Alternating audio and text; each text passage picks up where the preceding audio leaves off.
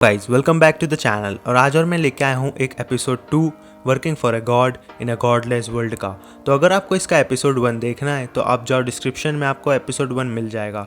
और यहाँ पे मैं बता दूँ, आप चैनल को सब्सक्राइब कर रहे हो तो उसका बेल आइकन को ऑन कर लेना, ताकि मैं जब भी वीडियो अपलोड करूँ तो आपको मिल जाए। तो एपिसोड की स्टार्ट में हमको दिखाया जाता है कि मितामा चैन और योकितो चैन एक दूसरे के आसपास खड़े होते हैं। और यहाँ पे योकितो बिल्कुल शॉक हो जाता है और पूछता है तुम कौन हो। तो वो बोलती है मैं हूँ मितामा, तुम्हारी भगवान। उसके बाद मितामा सब लोगों को वहाँ जिंदा कर देती है और बताती है कि मेरा प्लान तो योकितो को ही जिंदा करने का था, पर मेरे पास इतनी पावर आ चुकी थी कि मेरा पावर से तुम सब भी जिंदा हो गए। योकितो यहाँ सोचने लगता है कि ये सच में ही गॉड है, क्योंकि इसने इतने सारे लोगों को जिंदा कर दिया। चलो कुछ मदद तो होगी। वहाँ पे कुछ लोग ऊपर खड़े होते हैं जो कि इंपीरियल कैपिटल के लोग होते हैं, और वो ये सब देख के चुपचाप वहाँ से चले जाते हैं। योकितो के मन में डाउट आता है कि ये लोग ऐसे क्यों बिहेव कर रहे हैं, और इनको ऐसा लग रहा है कि यहाँ पे कुछ भी नहीं हुआ। उसके बाद हम देखते हैं आरू, शीरू और योकितो गाँव वापस चल जाते हैं, जहाँ पे गाँव वाले उससे पूछते हैं तुम्हारी तो मौत हो गई थी, तुम जिंदा कैसे हो गए। तो वो बोलते हैं क्या पता क्या हुआ। तो गाँव वाले बोलते हैं चलो पार्टी करते हैं। उसके बाद वो सब एक बार में दारू पी रहे होते हैं, जहाँ योकितो बैठा होता है और सोच रहा होता है हम आज तो जैसे तैसे इंपीरियल कैपिटल से बच के निकल गए, पर मुझे डर है कि कहीं ना कहीं वो हम पर अटैक कर सकते हैं। इस गांव में कोई भी मिलिट्री की चीजें नहीं है जिसको हम यूज करके किसी को मार सकें, और मुझे ही कुछ करना पड़ेगा इस छोटे से गांव को बचाने के लिए। और हमारे पास तो इतने पैसे भी नहीं है कि हम कुछ खरीद सकें किसी और जगह से। यहाँ पे मेरे पास बस एक ही चीज है, मितामी, उस पर ही हम भरोसा कर सकते हैं। उसके बाद हम देखते हैं मितामी यहाँ पे चिल्ला रही होती है कि मुझको योकितो के पास जाने दो, और वो बिना कपड़ों के ही वहीं जा रही होती है। तब उसको आरू पकड़ के बोलती है कि क्या कर रही हो, पहले कपड़े तो पहन लो, ऐसे ही घूमोगी क्या सब जगह। इसके बाद आरू उससे बोलने लगती है पहले तो ये बताओ कि तुम योकितो सान को कैसे जानती हो, और तुम क्या रिलेशनशिप में हो उनके साथ। तो वो बताती है मितामी कि मैं तो उसकी भगवान हूँ, हमारा रिश्ता तो ऐसा है जैसे मृत्यु और जीवन का, और हम मरते दम तक साथ ही रहेंगे। ये सुनकर तो आरू और ज्यादा पागल हो जाती है और बोलने लगती है इसका मतलब तुम्हारी शादी हो चुकी है और उसको छोटी बच्ची पसंद है, उसको छोटी बच्ची पसंद है, छोटी बच्ची पसंद है, बोल बोल के वो पागलों जैसी हरकतें करने लगती है।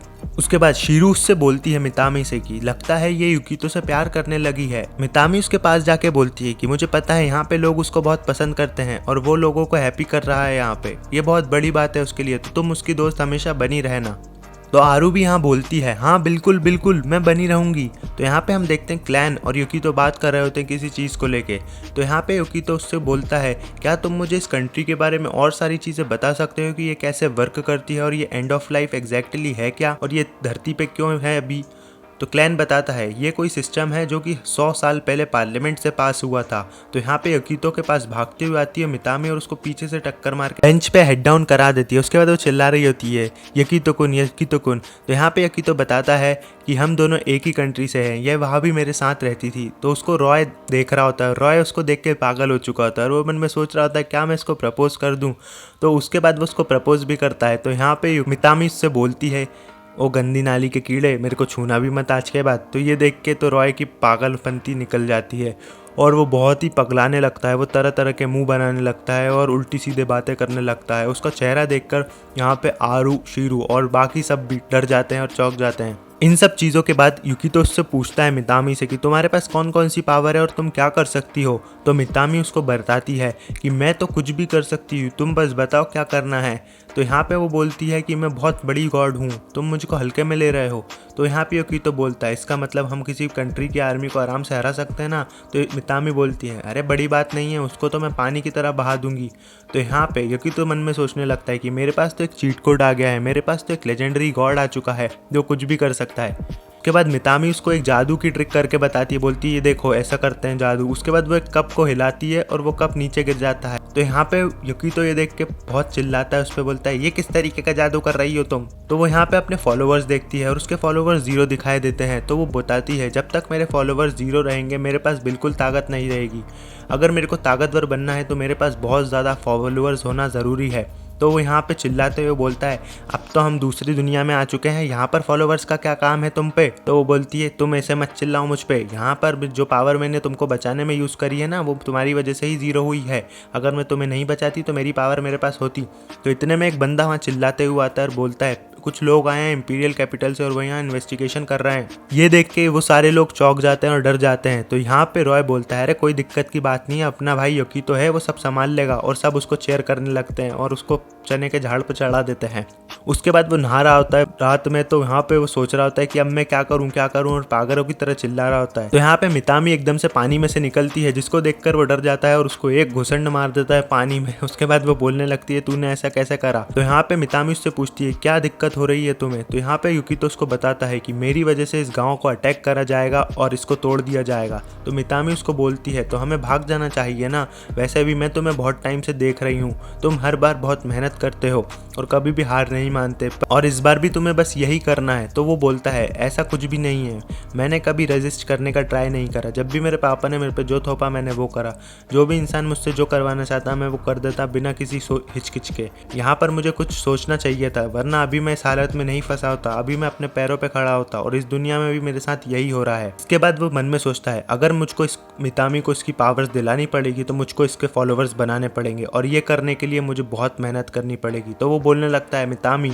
अब मैं तुम्हें भगवान बनाऊंगा, इस दुनिया का सबसे बड़ा भगवान, और मैं ही रिलीजन का निर्देश करूंगा इस दुनिया में, तुम टेंशन मत लो, तुम्हारे बहुत सारे फॉलोवर्स हो जाएंगे, और पिछली दुनिया वाली गलती इस दुनिया में मैं नहीं करूंगा। तो यहाँ पे हम देखते हैं मितामी और रॉय बात कर रहे होते हो। मितामी उससे बोलती है तू मेरा फॉलोवर बनेगा ना। तो रॉय बोलता है अरे तू जो बोलेगी मैं वो करूंगा, तू बोलेगी मर जा तो मैं मर भी जाऊंगा। तो यहाँ पे वो मन में सोच रहा था कि काश ऐसा होता, पर यहाँ पे उससे युकितो पूछता है तुम इसके फॉलोवर बनोगे। तो रॉय खुशी खुशी बोल देता है हाँ भाई बिल्कुल बनूंगा, आंख बंद करके तू तो बोल दे बस एक बार। इसके बाद हम देखते हैं मितामी का एक फॉलोवर बढ़ जाता है और मितामी बहुत खुश हो जाती है, पर वहीं चिल्ला रही होती है युकितो पे कि अभी तक तू मेरा फॉलोवर क्यों नहीं बना। युकितो यहाँ पे प्लान बताता है कि हमको रिलीजन और हमको इस दुनिया में रिलीजन फैलाना है और भगवान बनाना है मितामी को, हमको कम से कम 10,000 फॉलोवर करने पड़ेंगे। मितामी उसकी बात सुन के बोलती है अगर 10,000 फॉलोवर कर दिए ना तो मैं पूरी की पूरी एक कंट्री को राख में मिला सकती हूँ, और यहाँ तक कि एक पूरे समुद्र को 2 टुकड़ों में कर सकती हूँ। मेरे पास इतनी ताकत आ जाएगी, तुम टेंशन मत लो,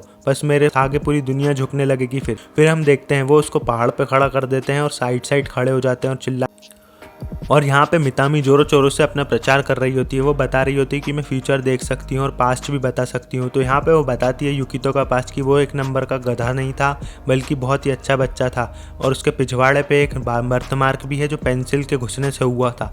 ये देखकर युकितो गुस्से में आ जाता है और बोलता है ओए तू होगी भगवान, पर यहाँ पे अब मेरा राज चलेगा, तू बहुत बकवास कर रही हो। तो यहाँ पे वो उसका नया प्लान लेके आता है और बोलता है कि तुमको भगवान बनाने की ड्यूटी मेरी है, बस तुम मेरे पे भरोसा करो। उसके बाद वो उसका दूसरे प्लान को अंजाम देता है। यहाँ पे वो बैठ जाता है नीचे ज़मीन पे और मितामा को ऊपर बिठा देता है, और यहाँ पे आरू आती है और बोलती है कि मुझे तुमसे कुछ पूछना है। तो यहाँ पे वो उसका जोरों शोरों से तो पहले प्रचार करता है, बोलता है मितामी सामा यहाँ बहुत बड़ी गॉड है, ये सबका फ्यूचर बता सकती है, हर चीज़ बता सकती है, मुर्दे को जिंदा कर सकती है, आलू बड़ा बेच सकती है, सब कर सकती है। तो यहाँ पे वो आरू से पूछता है युकितो मुझे पता है तुम एक रिलेशनशिप में आना चाहती हो और वो तुम्हें दिक्कत दे रहा है ना। तो आरू यहाँ बोलती है हाँ पर ये बात तुम्हें कैसे पता। तो बोलता है कि मुझे ये बात मित्सामा ने बताई है और तुम लोगों को भी तुम्हारी सारी बातें बता दूंगा। यहाँ पे वो सबको फुद्दू काटने की कोशिश कर रहा होता है और सोचता है कि ये सब चीज़ें करना तो बड़ा ही आसान है, इसमें तो बस इमोशनल चीज़ें लाओ और वो लोग हर चीज़ बता ही देंगे कि हाँ उनके साथ यही हो रहा है, इसके बाद हम उनका फर्जी काट के निकल लेंगे और मितामा भगवान घोषित हो जाएगी। मितामा यहाँ हरकत करती है और बोलती है अबे बेवकूफ़ मैं तेरा दिमाग पढ़ सकती हूँ, और बोलती है अलूरल मुझको पता है अभी तुम क्या सोच रही हो, तुम यही सोच रही हो ना तुम्हारा इतना वजन कैसे बढ़ गया, क्योंकि तुम्हारे ब्रेस्ट इतने बड़े हो चुके हैं। तो यहाँ पे वो बोलती है युकिता तो छोटे छोटे पसंद करता है, तुम्हारे इतने बड़े कुछ काम के नहीं, जाओ यहाँ से। तो यहाँ पे आरू बहुत पागल हो जाती है और बोलती है मुझको एक कुल्हाड़ी देना जरा, ये फालतू का मीट जो मेरे चेस्ट पे है इसको मैं अभी काट दूंगी। तो युकितो बोलता है ऐसा कुछ नहीं है, मुझे बड़े पसंद है। तो बोलती है नहीं मितामा ने बताया तो तुम्हारे दिल की बात, तो तुम्हें छोटे ही पसंद होंगे। ये देख देख के तो युकितो और पागल हो जाता है और बोलता है कैसी पागल गॉड है, कचड़ा गॉड, इसको तो कुछ आता नहीं है, इसने तो पूरा खेल खराब करके रख दिया। और यहाँ पे वो तो आराम से खा रही होती है। फिर युकितो सोचता है मैं इतनी आसानी से गिव अप नहीं करता। वो नया प्लान लाता है रॉय को मरवाने का, रॉय को जमीन पे बिठा के ऊपर उड़वाता है और वो नीचे गिर के और नए नए तरीकों से उसको भगवान साबित करने की कोशिश कर रहा होता है, उसका प्रचार लपक के कर रहा होता है, पर वो कुछ काम का नहीं। और आखिर में वो आके लेट जाते हैं और एक दूसरे को गाली बक रहे होते हैं, बोलते हैं हम कुछ काम के नहीं, तू कुछ काम की नहीं, तू का बड़ा गॉड है। तो यहाँ पे वो सोचता है कि मेरे पापा ने ये सब कैसे करा, उन्होंने अपना रिलीजन कैसे एस्टैब्लिश करा, मेरे को इस बात में तो उनकी इज्जत करनी चाहिए। उसके बाद हम देखते हैं यहाँ पे आरू भगते हुए आती है और बोलती चर्चिल ने एक पॉइजनस पेस्टिसाइड खा लिया है। तो यहाँ पे युकितो बोलता है चलो उसको वेट के पास लेके चलें। तो उसको शिरू बताती है कि हम इंपीरियल कैपिटल नहीं जा सकते, वहाँ पे तो इंसानों का ट्रीटमेंट इनसे नहीं कर पाते वो हमारे जैसे, तो इस जानवर का क्या करेंगे, इसकी मौत पक्के में निश्चित है। तो ये देख के युकितो बहुत बुरा लगता है। तो वो रात के टाइम जाता है मितामी के साथ और लेके आता है एक हर्ब, जिसको घोलकर वो पिला देते हैं चर्चिल को। पर चर्चिल उसको पीकर थोड़ी देर लेटती है, फिर उल्टी करके मर जाती है। ये देख के मितामी को बहुत बुरा लगता है और वो उसकी एक पावर से उसको ज़िंदा कर देती है और बताती है कि मेरे फॉलोवर जो कि रॉय बना था उसकी पावर ही उसके पास थी, तो जिसके कारण मैंने इसको ज़िंदा कर दिया। पर वो पूरी सफ़ेद पड़ जाती है। उसके बाद आरू और शीरू दोनों ही उसके फॉलोवर बन जाते हैं और उसके पास बहुत ज़्यादा पावर आ जाती है। तो युकितो यहाँ सोचने लगता है सिर्फ 3 लोगों के आने से ही इसके पास इतनी पावर हो गई, ऐसा क्यों? तो यहाँ पे मितामी बताती है क्योंकि इन दोनों लड़कियों के पास कोई स्पेशल एबिलिटी है, इसलिए उसकी पावर इतनी ज़्यादा बढ़ गई। और यहाँ पे वो बोलती है अब मैं तुम्हें अपनी पावर का कोई नमूना दिखाती हूँ। तो यहाँ पे आरुष से एक रिक्वेस्ट करती है कि हमने पिछली बार जो लड़ाई में तुम लोगों ने हमको बचाया था उसमें जितने भी सैनिक मारे गए थे दूसरी पार्टी के, उन सबको जिंदा कर दो। तो युकितो बोलता है ऐसा करेंगे तो वो हमको वापस मार देंगे। पर वो बोलती है चलो ठीक है, उनको कर ही देते हैं जिंदा। तो यहाँ पे वो बाहर जाते हैं और यहाँ पे मितामी अपना जादू दिखाती है और उन सबको ज़िंदा कर देती है। तो वहाँ पे एक इंपीरियल नाइट रहता है जो कि एक बहुत ताकतवर रहता है, जो उसने ही युकितो और आरू को मारा हुआ होता है। तो वो यहाँ पे लड़का रहता है, पर मितामी गलती से भूल जाती है कि वो लड़का है और उसको एक खूबसूरत लड़की बना देती है और वो कपड़े भी नहीं पहना होता है। तो यहाँ पे वो इंपीरियल नाइट आता है और बोलता है तुमने ये सब क्या कर दिया, इससे अच्छा तो तुम मुझे मार ही देती, लड़की बना दिया मुझे, अब मैं क्या करूँ? तो यहाँ पे युकितो बोलता है अब क्या करेगा भाई तू, अब तो हो गया जो होना था, चल आजा हमारे साथ। इसके बाद हम देखते हैं एपिसोड 2 खत्म हो जाता है working for a god in a godless world का। तो आपको अगले एपिसोड देखने हैं तो आप चैनल को सब्सक्राइब करो, वीडियो को लाइक करो और मिलते हैं नेक्स्ट एपिसोड में। तब तक के लिए बाय बाय।